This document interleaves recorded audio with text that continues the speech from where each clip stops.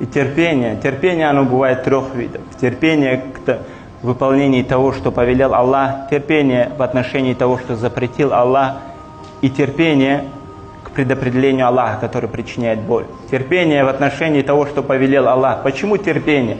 Потому что человеку нужно терпение. Душа человеческая, она ленивая.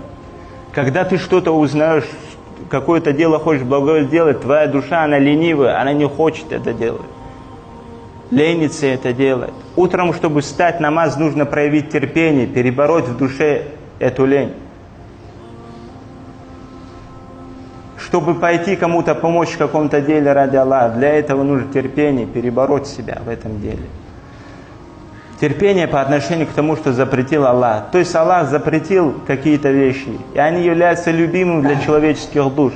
Человек, который знает, что такое наркотики, для него любимы эти наркотики. Для того, чтобы оставить эти наркотики, ему нужно терпение.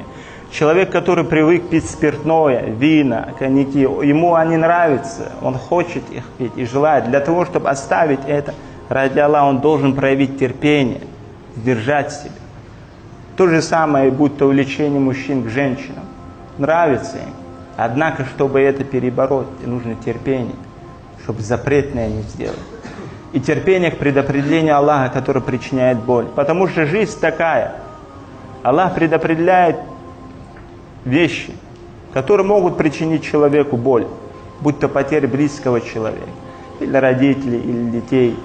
Или то, что человека Аллах испытал в его же собственном теле, когда его постигают какие-то болезни. Или какие-то вещи происходят, которые тебе трудно перенести. Они трудны, болезненны для тебя.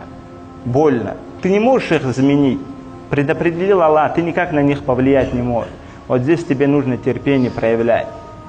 Терпение по отношению к тому, что предопределил Аллах из того, что причиняет боль. И это терпение к тому, что тебя постигает на пути твоего призыва. Когда ты начинаешь призывать, с одной стороны, терпение выполняет то, что повелел Аллах. И терпение, то, что тебя постигает определенные трудности. То есть люди что-то тебе могут причинять или что-то обидное сказать. Того, чего в тебе нет. И поэтому не надо останавливаться на этом. Да, сказали, да, сделали. Но считай, что это ты ради Аллаха терпишь.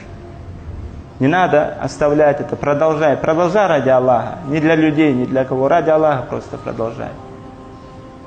И не надо оставлять это из-за этого. Стараться.